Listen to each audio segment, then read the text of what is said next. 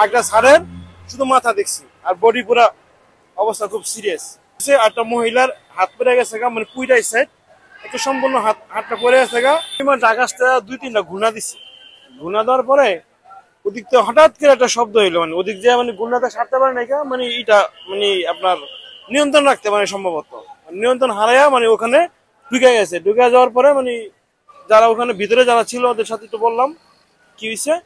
ওরা বললো যে ভাই প্রথম দেখলাম যে বিমানটা হঠাৎ ঘূর্ণা মারছে, ঘূর্ণা মারি মানে ভিতরে ঢুকে গেছে গা। ওখানে বাচ্চারা কোচিং করতেছিল, কিছু ছুটি হয়ে গেছে গা, আর কিছু কোচিং হলো 7 আর 5-এর পোলাপাইন গুলা, মানে এখানে ওরা ওদের কিছু ক্ষতি হয়েছে আর কি। আমি যখন এখান থেকে আমি যখন শব্দ পেলাম তখন দূর পেরে মানে ভিতরে চলে গেলাম।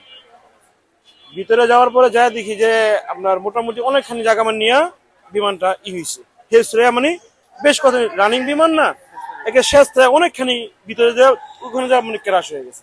কোনো ছাত্র বা স্যারের কিছু দেখছিলেন না, একটা স্যারের খুবই ক্ষতি হয়েছে, আর একটা মহিলার হাত পড়ে গেছে গা, মানে পুইটাই সাইড একটা সম্পূর্ণ হাতটা পড়ে গেছে গা।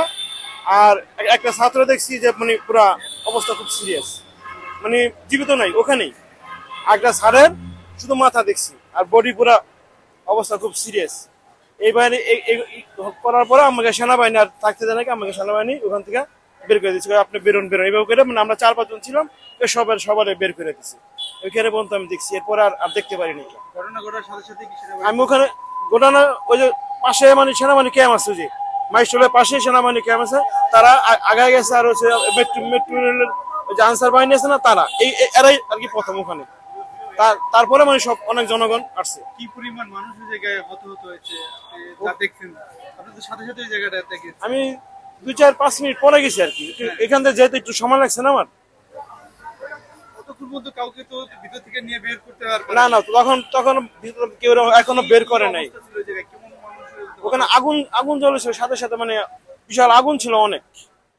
মানে আপনি ধারণা করতে পারবেন না যে আসলে কত মানুষ। হ্যাঁ, আমাদের বেশিক্ষণ থাকতে দেয় নাকি, হয়তো আমরা ছিলাম 5-7 মিনিট ছিলাম। তারপর ওখানে যে আনসার বাহিনী আর সেনাবাহিনী ঢুকে গেছে সাথে সাথে এই ঘটনা হওয়ার পরপরই। আর তার কিছুক্ষণ পরে মানে অনেক অনেক লোকজন আর কি ভিতরে ঢুকে গেছে। এই পর্যন্ত আমি দেখছি।